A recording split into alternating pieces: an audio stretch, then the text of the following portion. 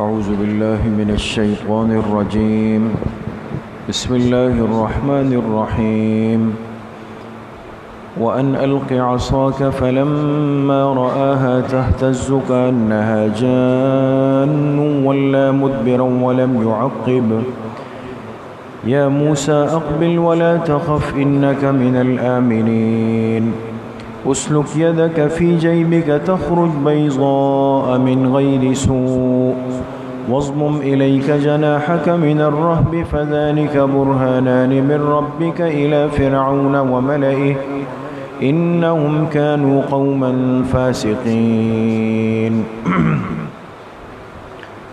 صدق اللہ العظیم۔ یہ سورۃ القصص کی آیت نمبر 31 اور آیت نمبر 32 آپ حضرات کے سامنے تلاوت کی گئی ہے۔ پچھلی آیات میں جیسے واقعہ مسلسل چل رہا ہے کہ اللہ کے جلیل القدر پیغمبر حضرت موسیٰ علیہ السلام ابھی ان کو نبوت نہیں ملی تھی، 30 سال کی عمر تھی، اور اس عمر میں ان کو ایک حادثے کی وجہ سے مصر سے آنا پڑا مدین میں، دوسرے ملک آ گئے مدین میں، اور یہاں آنے کے بعد ان کی ملاقات ہو گئی اللہ کے ایک پیغمبر حضرت شعیب علیہ السلام سے۔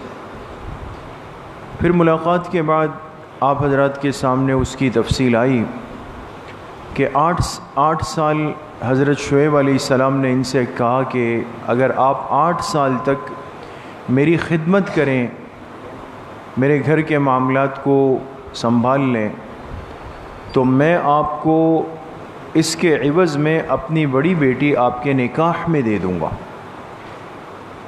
مقصد کیا تھا کہ یہ 8 سال کی خدمت یہ حق مہر تھا اس بچی کے نکاح کے عوض میں۔ اور اس پہ آپ حضرات کے سامنے بات آ گئی کہ حق مہر میں اس زمانے میں کسی چیز کو یا کسی خدمت کو یا کسی محنت کو مہر بنانا جائز تھا، لیکن اس امت میں نہیں ہے۔ اس امت میں ضروری ہے کہ حق مہر میں کیا ہونا چاہیے؟ مال ہونا چاہیے۔ اب وہ مال اگر روپے کی شکل میں ہے، سونے چاندی کی شکل میں ہے، زمین کی شکل میں ہے، پلاٹ کی شکل میں ہے، گھر کی شکل میں ہے، دکان کی شکل میں، جو بھی ہو، لیکن مال ہونا شرط ہے۔ اس امت میں خدمت کرنا چاہے وہ کتنے بھی سالوں کی ہو، وہ حق مہر کے قائم مقام نہیں ہو سکتا۔ تو حضرت موسیٰ علیہ السلام نے ان کی 8 سال کے بجائے کتنے سال خدمت کی؟ 10 سال۔ 10 سال جب خدمت ہو گئی تو حسب وعدہ حضرت شعیب علیہ السلام نے اپنی بڑی بیٹی کا نکاح حضرت موسیٰ علیہ السلام سے کروا دیا، اور ان کا نام لکھا ہے صفورہ، صاد کے ساتھ۔ صفورہ نام تھا اس بچی کا، جس کا نکاح حضرت موسیٰ علیہ السلام سے ہوا۔ کچھ وقت کے بعد پھر موسیٰ علیہ السلام نے اجازت لی اپنے سسر صاحب یعنی حضرت شعیب علیہ السلام سے کہ اب مجھے مصر واپس جانا ہے، اس لیے کہ وہاں پہ والدہ ہے، ان کا بھی حق ہے، تو اگر آپ اجازت دیں تو میں اپنی بیوی کو لے کر کے مصر واپس چلا جاؤں۔ انہوں نے اجازت دی۔ موسیٰ علیہ السلام کے ساتھ راستے کا کچھ سامان، زاد راہ، کچھ بکریاں، اور وہ اپنی اہلیہ کو لے کر مدین سے مصر واپس روانہ ہو گئے۔ اور یہ چونکہ ایک لمبا سفر بھی تھا اور تھا بھی پیدل، موسم بھی بڑا سرد تھا، تو ایک جگہ پہنچ کر رات کے وقت میں راستہ گم ہو گیا۔ ایک تو شدید سردی، پھر راستہ گم ہوا، پھر حضرت موسیٰ علیہ السلام کی اہلیہ وہ امید سے تھی، حمل سے تھی، یہ کئی تکلیفیں ایک ساتھ جمع ہو گئی۔ موسیٰ علیہ السلام کی نظر پڑی کہ دور ایک جگہ پہ آگ جل رہی ہے، آگ جل رہی۔ تو اس زمانے میں اگر کسی ویرانے میں، جنگل میں آگ جلتی ہوئی نظر آئے تو اس کا مطلب ہوتا تھا کہ اس کے قریب کوئی فرد موجود ہے۔ تو انہوں نے اپنی اہلیہ سے کہا کہ آپ تشریف رکھیں، میں آگ کے پاس جا کر ایک تو راستے کا پتہ بھی معلوم کر لیتا ہوں، دوسرا یہ کہ وہاں سے کوئی لکڑی کا ٹکڑا، انگارہ، شعلہ لے کے آؤں گا تاکہ آپ کو گرمائش مل جائے، جسم کو تاپ سکیں آپ۔ آگ سمجھ کے گئے اس کے پاس، لیکن ظاہر سی بات ہے کہ وہ تو نار نہیں تھا بلکہ نور تھا اللہ پاک، اور وہاں ایک عجیب ماجرا اللہ پاک کی طرف سے ہونے والا تھا۔ اس بیچ راستے میں دیکھیں نا، اللہ پاک کی دین، اللہ کی عطا، اللہ کی مرضیات کا وقت کیا ہے، جگہ کیا ہے، طریقہ کیا ہے، ترتیب کیا ہے، موقع کیا ہے، یہ ہم نہیں سمجھ سکتے دوست۔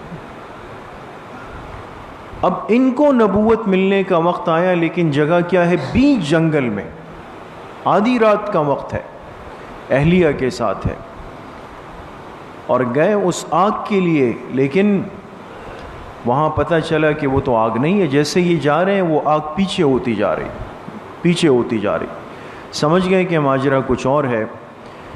اور پھر قرآن کریم میں جیسے یہاں فرمائے فی البقعۃ المبارکۃ من الشجرۃ، اس مبارک مقام سے ایک درخت سے آواز آئی، مبارک جگہ، مبارک جگہ، مبارک جگہ اس لیے فرمایا کہ یہاں اللہ پاک کی تجلیات پڑ رہی تھی دوستو، یہاں بات سمجھیں۔ اسی لیے تمام تفسیروں نے لکھا ہے کہ اگر کوئی مبارک عمل یا کوئی مبارک ہستی کسی جگہ پر بیٹھ جائے یا کوئی عمل ہو جائے، اس کا اثر اللہ اس مقام میں ڈالتے ہیں، وہ جگہ بابرکت ہو جاتی ہے نا، ورنہ عام جنگل ہے، لیکن اس عام جنگل کو بقعہ مبارکہ کہا قرآن کریم نے۔ آپ دیکھیں تفسیروں میں لکھا کہ اس کی وجہ یہ تھی کہ اللہ کی ذات کی تجلیات پڑی تھی وہاں پہ، سمجھ میں آ گئی؟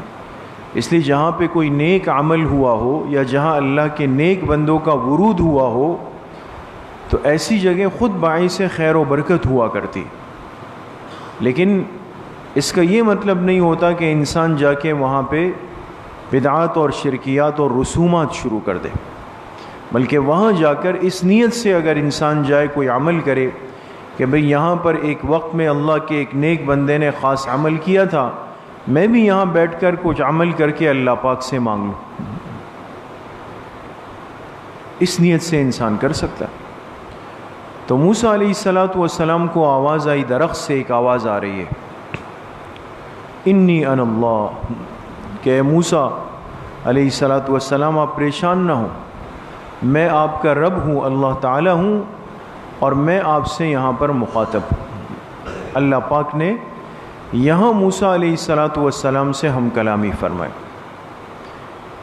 تو یہاں بہت ساری باتیں ہیں دوستوں۔ ایک بات مفسرین نے یہ بھی لکھی کہ دیکھیں موسیٰ علیہ السلام کا جانا وہ جذبہ خدمت سے تھا، ہے نا، اہلیہ کی خدمت کے لیے گئے وہاں پر، حالانکہ سردی تو ان کو بھی لگ رہی تھی، لیکن اس خدمت کے جذبے سے گئے تو اللہ نے بہت بڑا مقام دے دیا، مقام دیا نا۔ اس لیے کہتے ہیں نا بھئی عبادت سے جنت اور خدمت سے خدا ملتا ہے، یہ جملہ سنا ہے نا آپ نے؟ تو بظاہر تو یہ کوئی حدیث نہیں ہے کہ کوئی نص قطعی ہے، اس کی کوئی اصل نہیں ہے، لیکن علماء نے لکھا ہے کہ دو نصوص ایسے ہیں کہ جس سے اس بات کا سرا ضرور ملتا ہے، ایک قرآن میں ایک حدیث میں۔ قرآن کریم کی یہ جگہ ہے کہ دیکھیں موسیٰ علیہ السلام اس جنگل میں آدھی رات کو سردی کے وقت میں اپنی حاملہ بیوی کی خدمت کے جذبے سے گئے، اور جب گئے تو وہاں سے آواز آئی کہ اے موسیٰ میں تو اللہ پاک ہوں۔ تو اللہ پاک ملے نہیں ملے؟ اللہ مل گئے، اللہ نے نبوت بھی دے دی۔ ایک تو یہ، دوسرا علماء نے لکھا کہ حدیث پاک ہے، صحیح حدیث ہے، آپ حضرات ہمیشہ سنتے ہیں تعلیم میں بھی، کہ قیامت کے دن اللہ پاک کے سامنے ایک بندہ پیش ہوگا تو اللہ پاک اس بندے سے کہیں گے کہ بھئی دنیا میں مجھے بھوک لگی، تم نے مجھے کھانا نہیں کھلایا، سنی ہے نا مشہور حدیث، مجھے پیاس لگی، پانی نہیں پلایا، میں بیمار ہوا، میری عیادت نہیں کی۔ یہ بندہ کہے گا اللہ آپ تو ان ساری چیزوں سے پاک ہیں، نہ آپ کو بھوک ہے، نہ آپ کو پیاس ہے، نہ آپ کو بیماری ہے، تو میں آپ کو کیسے کھانا کھلاتا، آپ کو کیسے پانی پلاتا؟ آپ کی کیسے عیادت کرتا؟ آپ تو ان چیزوں سے وراء الورا ہے۔ تو اللہ فرمائیں گے میرا فلاں بندہ بھوکا تھا، اگر اس کو کھانا کھلاتے تو مجھے وہی پا لیتے، اس کو پانی پلاتے تو مجھے وہی پا لیتے، اس بیمار کی عیادت کرتے تو مجھے وہی پا لیتے۔ تو معلوم ہوا کہ انسانیت کی خدمت جب انسان اخلاص سے کرتا ہے تو ضرور اللہ پاک کا قرب اس کے حصے میں آتا ہے۔ سمجھ میں آ گئی بات؟ تو موسیٰ علیہ السلام سے اللہ پاک نے ہم کلامی فرمائی، اور اسی جگہ پر ان کو نبوت عطا کی گئی، یہ اللہ کے نبی بنائے گئے، مقرر کیے گئے، پیغمبر بن گئے۔ اب جب نبوت مل گئی تو ایک اصولی بات یاد رکھیں کہ دنیا میں تقریباً جتنے پیغمبر آئے ہیں یہ ایک بہت بڑا دعویٰ ہوتا ہے۔ عام انسان کے سامنے کوئی بڑی بات کہنا، اس کے لیے دلیل چاہیے ہوتی ہے دوست، ہے نا؟ یہ تو ہمارے معاشرے میں ایک عام چیز ہے، آپ صبح اٹھیں اور آپ اپنے پڑوسی سے کوئی ایسی بات کہیں جو بالکل اس کی عقل کے اندر نہیں آ رہی ہے، لیکن آپ کہیں کہ جو رات کو فلاں کام ہوا یہ میں نے کیا ہے، وہ کہیں بھئی آپ نے کیسے کیا ہے؟ تو آپ اس بات کو یقین دلانے کے لیے کوئی ثبوت دیں گے نا، کوئی دلیل دیں گے۔ جتنے پیغمبر دنیا میں آئے ہیں 40 سال کا عرصہ جو ایک بڑی مدت ہے وہ اپنے اسی ماحول معاشرے میں گزارتے ہیں۔ ان کا بچپن، ان کا لڑکپن، ان کی نوجوانی، ان کی جوانی یہ اپنی قوم کے سامنے ہوتی ہے۔ وہ دیکھتے ہیں ایک دن یہ بچہ پیدا ہوا، پھر بڑا ہوا، پھر اور بڑا ہوا، پھر اور بڑا ہوا۔ 40 سال کے بعد وہی بچہ کہے کہ جی میں اللہ کا نبی ہوں، تو قوم کیسے مانے گی اس کو؟ اس کے لیے تو ایک مضبوط ٹھوس بات چاہیے نا، دلیل چاہیے آپ کے لیے۔ اس لیے انبیاء کو جو دلیل دی جاتی ہے اس کو کیا کہا جاتا ہے؟ معجزہ کہا جاتا ہے، تاکہ قوم یقین کر لے، امت یقین کر لے، اس کو معجزہ کہا جاتا ہے۔ اور اس معجزے دینے کا مقصد بھی یہ ہوتا ہے کہ امت کو یہ بات سمجھنے میں آسانی ہو جائے، آسانی ہو جائے۔ تو اب موسیٰ علیہ السلام کو نبوت مل گئی، مصر جا رہے ہیں جہاں اللہ کا سب سے بڑا دشمن بیٹھا ہوا ہے فرعون، وہاں جا کے انہوں نے یہ دعویٰ اور اعلان کرنا ہے کہ میں اللہ کا نبی بن کر آیا ہوں۔ وہ پہلے سے غصے میں خار کھائے ہوئے بیٹھے ہوئے، کیسے یقین دلایا جائے گا؟ اسی جگہ اللہ نے موسیٰ علیہ السلام کو 2 معجزات دی۔ کتنے معجزات؟ 2 معجزات دیے۔ ان دونوں معجزات کا ذکر اللہ پاک نے ان آیات میں فرمایا ہے جو آج کی آیت ہے۔ ان آیات کا ترجمہ ہے وَأَنْ أَلْقِ عَصَاكَ، اور اللہ پاک نے فرمایا اے موسیٰ علیہ السلام آپ اپنے ہاتھ کی لاٹھی کو ڈال دیں، پھینک دیں اس کو۔ موسیٰ علیہ السلام کے ہاتھ میں لاٹھی تھی۔ بعض مفسرین نے لکھا کہ جب یہ روانہ ہوئے تو شعیب علیہ السلام نے ان سے کہا کہ راستہ ہے، لمبا سفر ہے، ضرورت پڑ جاتی ہے، احتیاطاً یہ عصا، یہ لاٹھی اپنے ساتھ رکھ لیں، یہ کام آئے گی۔ اور ایک اور روایت بڑی عجیب ہے، اس میں ہے کہ یہ عام لاٹھی نہیں تھی، یہ سلسلہ نبوت میں چلتی ہوئی ایک لاٹھی تھی جو سب سے پہلے اللہ کی طرف سے آدم علیہ السلام کو دی گئی تھی، اور ان کے تسلسل کے ساتھ چلتے چلتے چلتے چلتے کہاں تک آئی تھی؟ حضرت شعیب علیہ السلام۔ اور جب شعیب علیہ السلام نے اپنی بچی حضرت موسیٰ علیہ السلام کے نکاح میں دی تو وہ ان کی صفات کو دیکھ کر بھانپ چکے تھے کہ یہ عام نوجوان نہیں، اس نے اللہ کا نبی بننا ہے، تو وہ لاٹھی انہوں نے موسیٰ علیہ السلام کو دے دی تھی۔ یہ وہی لاٹھی تھی، ایک روایت یہ بھی۔ تو کہا اے موسیٰ علیہ السلام اپنی لاٹھی کو ڈال دیں۔ جب انہوں نے لاٹھی پھینکی فلما رآہا تہتز، دیکھا وہ بے جان لاٹھی حرکت کر رہی ہے، کأنہا جان، گویا کہ وہ ایک پتلا سانپ ہے۔ جان کہتے ہیں پتلے سانپ کو جو تیز دوڑتا ہے۔ جب دیکھا کہ بھئی ہاتھ کی وہی لاٹھی سانپ بن کے دوڑ رہی ہے، ہم پیچھے بات کر چکے ہیں کہ طبعی خوف ہوتا ہے۔ جتنے اللہ کے پیغمبر ہوتے ہیں ان کے دل میں اللہ کے غیر کا خوف نہیں ہو سکتا، کبھی بھی نہیں ہو سکتا، لیکن ایک ہوتا ہے انسانیت کے تقاضوں کی وجہ سے طبعی خوف۔ اور میں نے آپ کو ایک مثال دی تھی چھوٹی سی سمجھانے کے لیے، اگر آپ کو یاد ہو، کہ آج اگر دنیا کا ورلڈ چیمپئن ریسلر ہو جس کی طاقت مسلمہ ہو، جس کے مقابلے کا کوئی نہ ہو، اور یہ بیٹھا ہو اور اچانک کوئی آ کر پیچھے سے اس کو بھی ہاتھ لگائے تو ایک جھٹکا اس کو بھی لگے گا، یاد ہے نا؟ حالانکہ آپ بھائی اس نے تو ساری دنیا کو للکارا ہے، یہ کیوں خوف زدہ ہوا؟ کہا جائے گا بھائی یہ ڈر کسی پہلوان کا نہیں ہے، کسی طاقت کا نہیں ہے، یہ اندر کا ایک فطری اور طبعی جذبہ تھا کہ جو اچانک انسان ہل جاتا ہے۔ یہ نہ کسی کی بزدلی کی دلیل ہے، نہ کسی کی کمزوری کی دلیل ہوا کرتی ہے، یہ طبعی تقاضے ہیں، فطری تقاضے۔ تو جب دیکھا کہ بھئی سانپ بن گئی ہاتھ کی لاٹھی، تو موسیٰ علیہ السلام پر کچھ لمحے کے لیے ایک خوف آیا، وَلَّا مُدْبِرًا، اور وہ رخ پھیر کر بھاگنے لگے، وَلَمْ يُعَقِّبْ، اور پیچھے پلٹ کر بھی نہیں دیکھا۔ یا موسیٰ اقبل ولا تخف، تو اللہ پاک نے آواز دی، اے موسیٰ واپس آ جائیں، گھبرائیں نہیں، انک من الآمنین، بے شک آپ کو امن حاصل ہے، یہ چیز آپ کو تکلیف نہیں دے سکتی۔ ایک ہو گیا۔ دوسرا معجزہ یہ ہوا کہ پھر اللہ کا حکم آیا، اسلک یدک فی جیبک، آپ اپنا ہاتھ اپنے گریبان میں داخل کریں، گریبان ہوتا ہے نا، اس میں آپ اپنا ہاتھ داخل کریں، سیدھا ہاتھ داخل کریں اور الٹے بغل کے نیچے دبا دیں اس کو۔ انہوں نے داخل کر دیا تو پھر اللہ نے فرمایا تخرج بیضاء، اب نکالے، جب نکالا تو وہ ہاتھ بالکل سفید چمکدار تھا، روشن، من غیر سوء، بغیر کسی بیماری کے۔ یہ وضاحت اس لیے فرمائی کہ کہیں موسیٰ علیہ السلام کو ایسا نہ لگے کہ میرے ہاتھ کو کوئی مرض لگ گیا، جیسے برس وغیرہ ہوتا ہے تو ایسے میں ایک دم جلد کی اسکن کی کوئی بیماری لگ گئی۔ اللہ نے فرمایا ایسا نہیں تھا، بغیر کسی بیماری اور تکلیف کے ان کا ہاتھ چمکنے لگ گیا جب بغل سے نکالا۔ اب ہاتھ چمکدار ہو گیا، ایک ہاتھ میں چمک نہیں اور ایک میں چمک ہے نا، تو اب یہ بھی انسان تھوڑا سا پریشان ہوتا ہے نا کہ بھئی اب اس کا کیا ہوگا۔ انسان بعض دفعہ کسی چیز کو چھیڑتا ہے اور چیز کھل جاتی ہے، پھر کہتے ہیں بھئی اب بند کیسے ہوگا۔ تو موسیٰ علیہ السلام کا ایک ہاتھ تو روشن ہو گیا اللہ کے حکم سے، ایک ہاتھ عام حالت میں، تو اللہ پاک نے فرمایا یہ پریشان نہ ہو جائیں کہ بھئی اب کیا ہوگا۔ فرمایا وَضْمُمْ إِلَيْكَ جَنَاحَكَ، اپنے اس ہاتھ کو دوبارہ بازو کے ساتھ ملائیں، وہ جو ہاتھ جل گیا تھا روشن ہو گیا نا، کہا دوبارہ اس طرح کریں، مِنَ الرَّهْبِ، تاکہ آپ کا خوف ختم ہو جائے۔ جب انہوں نے دوبارہ کیا اب آیا تو نارمل حالت، جیسے ٹارچ ہوتی ہے نا، بٹن دبائیں جل گئی، بٹن پیچھے کیا پھر بند ہو گئی، اس طرح۔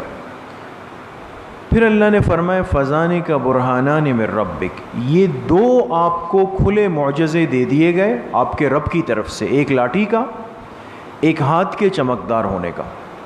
کیا کریں؟ إِلَى فِرْعَوْنَ وَمَلَئِهِ، اب یہ دو نشانیاں لے کر آپ چلے جائیں فرعون اور اس کے سرداروں کے پاس مصر میں، انہم کانوا قوما فاسقین، بے شک وہ بڑے نافرمان لوگ ہیں، اور ان سے جا کر بات کریں، ان کو دعوت دیں، اللہ کی طرف بلائیں ان کو۔ بات سمجھ؟ یہ راستے کا واقعہ ہے۔ یہاں موسیٰ علیہ السلام کو نبوت بھی مل گئی اور دو معجزات بھی اللہ پاک کی طرف سے دے دیے گئے۔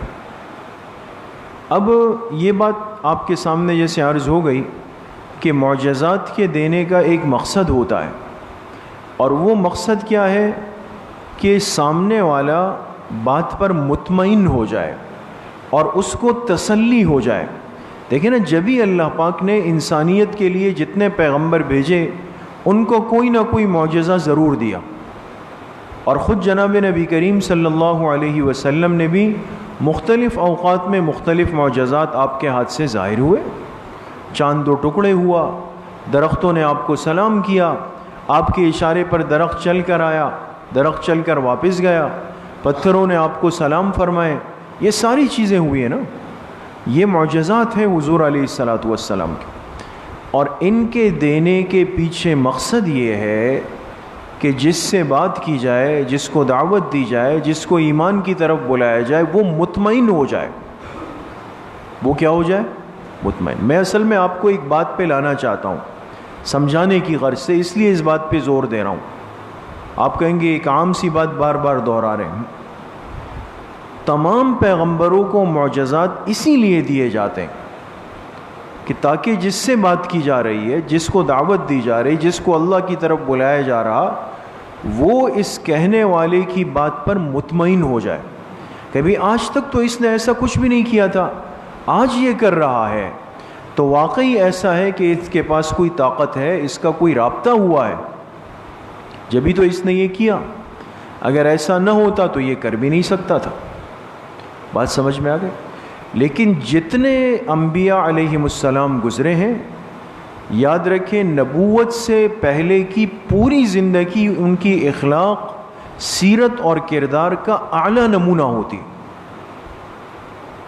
سیرت، کردار اور اخلاق کا اعلیٰ نمونہ ہوا کرتی، اور 40 سال کے بعد یہ با اخلاق، با کردار، سیرت اور حسن کا مرقع، یہ اس کے ہاتھ پہ جو چیز ظاہر ہوگی یہ معجزہ کہلائے گی۔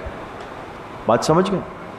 ایک آدمی ساری زندگی بدعمالیاں کرتا ہے، فسق و فجور کرتا ہے، نافرمانیاں کرتا ہے، لوگوں کو اذیتیں تکلیفیں دیتا ہے، اور کیجیے گا، اور پھر ایک دن یہ بیٹھ کے کہے آؤ میں تمہیں ایک چیز دکھاتا ہوں۔ اچھا جی کیا کیا؟ اشارہ کیا اور یہ پتھر اوپر ہوا میں چلا گیا، پھر اشارہ کیا وہ چیز نیچے آ گئی۔ دیکھو کر سکتا ہے کوئی نہیں کر سکتا۔ تو عام مجمع کیا کہے گا؟ بڑا پہنچا ہوا آدمی، یہ پہنچا ہوا آدمی ہے دوست، یہ نہیں ہے پہنچا ہوا آدمی۔ اسی لیے میں نے کہا پہنچا ہوا وہی ہوگا کہ جس کی پچھلی زندگی سیرت، اخلاق، کردار کا نمونہ ہوگی۔ ایک آدمی ساری زندگی فسق و فجور کے بعد اگر کچھ کر کے دکھائے، وہ معجزہ اور کرامت نہیں، وہ شعبدہ بازی اور فراڈی پن کہلاتا ہے۔ یہ جو مداری ہوتے ہیں نا، کرتب بازیاں کرتے ہیں، آپ نے دیکھا ہوگا نا، بعض مداری آتے ہیں اور آج کل جو کیا کہتے ہیں اس کو، میجک کہتے ہیں نا، جادو اور یہ جو ہوتا ہے، یہ کیا ہے دوستوں؟ اس کی کوئی حقیقت تھوڑی ہے، یہ تو ایک صرف نظروں کا اور ہاتھوں کی تیزی کا کھیل ہوتا ہے۔ تو لہٰذا آپ کو کہا کہ دیکھو میرے ہاتھ میں کچھ ہے، آپ نے کہا نہیں ہے، کچھ بھی نہیں ہے نا، ہاں نہیں ہے، اور پھر یہاں سے کبوتر نکال لیا، یہاں سے خرگوش نکال، ہوتا ہے نا، اب یہ کہاں سے آ گئے؟ لوگ حیران ہو گئے کہ بھئی جی یہ کیا ہو رہا ہے۔ اس لیے فرق سمجھیں، ایک آدمی دعویٰ کرے اس کو آپ کہتے ہیں یہ معجزہ ہے، دوسرا آدمی دعویٰ کرے اس کو آپ کہتے ہیں فراڈ ہے۔ بھئی یہ کیوں ہے؟ اس معجزے اور فراڈ ہونے میں فرق کرنے والی چیز کون سی زندگی ہوگی؟ پچھلی زندگی ہو۔ جتنے انبیاء گزرے پیدائش سے لے کر نبوت ملنے تک، ان کی ساری زندگی اخلاق اور معیار کا اعلیٰ نمونہ ہوا کرتی، لہذا اب وہ جو دعویٰ کرے گا وہ معجزہ ہوگا۔ لیکن ایک آدمی نے ساری زندگی اللہ کو ناراض کیا، نافرمانی کی، گناہ کیا، گندگی اور غلاظت میں بیٹھا ہوا ہے، نہ نماز ہے، نہ مسجد ہے، نہ ذکر، کچھ بھی نہیں ہے، اور یہ کہے جی میں نے فلاں چیز کر دی، میں نے فلاں دکھا دی، میں نے فلاں کر دیا۔ اس لیے عقیدے کو مضبوط رکھیں دوستوں۔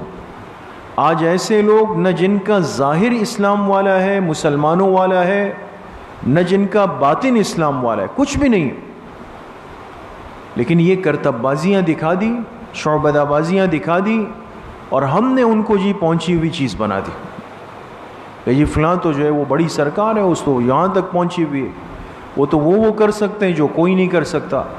ظاہری حلیہ جناب نبی کریم صلی اللہ علیہ وسلم کے مطابق نہیں ہے، کبھی بھی یہ پہنچا ہوا نہیں ہو سکتا، چاہے یہ کچھ بھی کر لے۔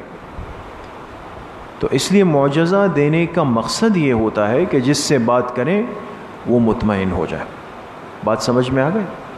اسی لیے اب اسی ضمن میں چھوٹی سی بات کر کے ختم کرتے ہیں۔ اسی وجہ سے آپ حضرات نے ایک چیز پہ غور کیا ہوگا کہ اس دنیا کی زندگی میں ایک آدمی اگر ایک میدان میں، ایک سلسلے میں، ایک ترتیب میں محنت کر لے، جب فارغ ہوتا ہے تو اس کو کیا دی جاتی؟ سند اور سرٹیفکیٹ دی جاتی ہے نا۔ تو ڈاکٹر کے پاس اپنی MBBS کی سرٹیفکیٹ ہوتی ہے، اور وکیل ایڈوکیٹ کے پاس اپنی LLB کی سند ہوا کرتی ہے، پروفیسر کے پاس اپنی سند ہوتی ہے، عالم کے پاس اپنی سند ہوتی ہے، مفتی صاحب کے پاس اپنی سند ہوتی ہے، انجینئر کے پاس اپنی آرکیٹیکٹ کی سند ہوتی ہے، یہ ساری سندیں جو ہوتی ہے یاد رکھیں اس کا مقصد بھی یہ ہے کہ بھئی کل کو اگر یہ کوئی کام کرے کوئی بات کرے تو اس کی بات کو مستند ماننے کے لیے بعض دفعہ اس پر اطمینان کرنا پڑے گا. بھئی کس اسٹیشن سے آپ بات کر رہے ہو, صحیح بھی ہو یا غلط ہو, یہ سند اور سرٹیفکیٹ اس کے لیے ایک معیار ہے. سمجھ میں آ گئی بات دوستو؟ تو اس لیے ہر جگہ پر یہ جملہ نہیں چل سکتا کہ جی اس کی کیا ضرورت ہے, یہ تو بس ایک رسمی چیز ہے. بہت سارے معاملات یہی سے صاف ہوتے ہیں. بات سمجھ میں آ گئی؟ تو بعض چیزیں بطور وضاحت ہوا کرتی ہے اور اس وضاحت کر دینے سے کوئی نقصان نہیں, کوئی تکبر, کوئی عجب, کچھ بھی نہیں ہوتا ہے دوستو. ورنہ ایسا اگر نہیں ہوتا تو اللہ اپنے پیغمبروں کو بھیجتے کہ بھئی جا کے بات کر لو, کوئی آپ کی مانے تو ٹھیک, نہیں مانا اٹھا کے جہنم میں ڈال دوں. نہیں, ان کو اللہ نے معجزات دیے بھئی سامنے والا بھی مطمئن ہو جائے کہ واقعی جو بات کر رہے ہیں تو یہ صحیح بھی ہے, اس کے پاس یہ طاقت ہے بھی یا نہیں ہے. اسی اطمینان کے لیے ایسا کیا جاتا ہے. تو اس لیے اس میں کوئی مذائقہ بھی نہیں, نہ کوئی شرعی, نہ کوئی اخلاقی, نہ کوئی علمی اس کے اندر کوئی جھول ہے کہ اگر ایک آدمی آپ کسی کا تعارف کریں یا کوئی اپنا تعارف کروائے. ہمارے حضرت شیخ مفتی رشید احمد صاحب رحمۃ اللہ علیہ فرمایا کرتے تھے, وہ بڑے سخت انسان تھے. فرمایا کراچی میں میرے ایک دوست تھے جن سے میری بے تکلفی تھی. تو ایک دن میں نے ان کو فون کیا اور تو ان کی چھوٹی بچی تھی, انہوں نے فون اٹھایا. تو میں نے پوچھا کہ بیٹا ابو گھر پہ؟ تو انہوں نے کہا نہیں ابو تو باہر ہے. تو مجھ سے پوچھا کہ آپ کون بات کر رہے ہیں؟ تو میں نے کہا بھئی آپ کے ابو جب گھر آئیں تو ان سے کہنا کہ رشید احمد نے فون کیا تھا. صحیح ہو گئی نا بات؟ حضرت کا نام تو یہ تھا. اور ہمارے اکابر علماء بڑوں کا طریقہ بھی یہ ہے کہ جب یہ حضرات نام بولتے یا لکھتے ہیں تو کبھی بھی آگے پیچھے آپ کو کچھ نظر نہیں آئے گا. یہ تو ہم جیسے کمزور لوگ ہوتے ہیں. تو کہا کہ میں نے کہا بھئی رشید احمد, بچی فون بند ہو گیا. اب وہ ساتھی ایسے تھے کہ جو رابطے میں رہنے والے, اور میرے اس فون کے بعد وہ ان کا جوابی فون نہیں آیا, نہ ملاقات ہوئی کچھ. دل پہ بڑا بوجھ تھا کہ بھئی عجیب آدمی ہے. تو کچھ دن کے بعد جو ہے وہ ملاقات ہو گئی. میں نے کہا بھئی آپ تو بڑے بے مروت ہو گئے. کیوں؟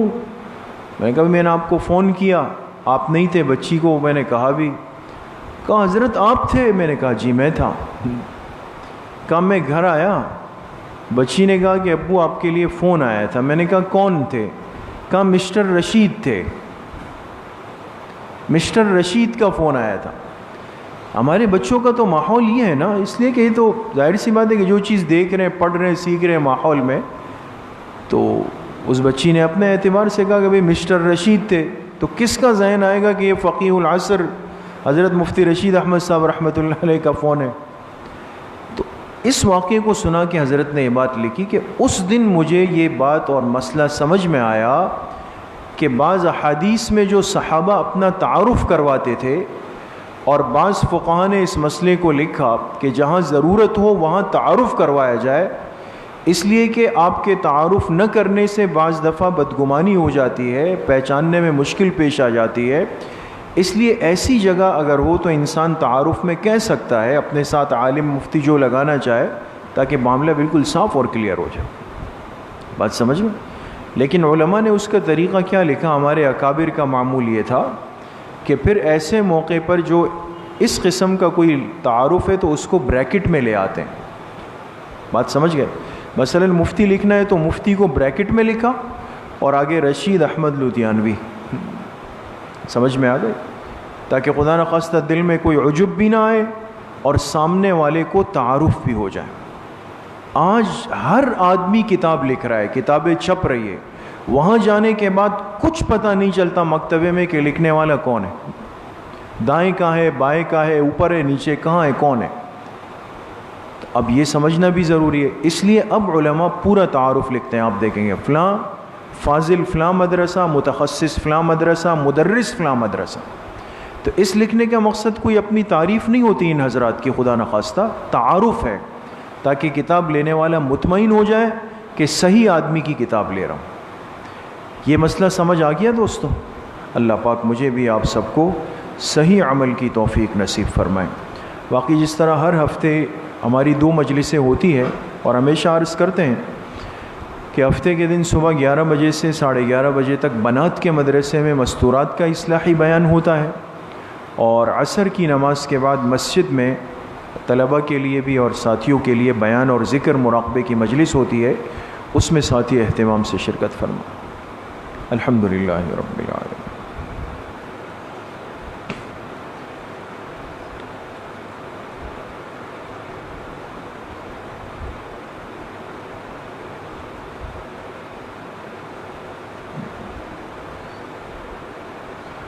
وصلی اللہ وسلم علی نبینا محمد وآلہ واصحابہ اجمعین برحمتک۔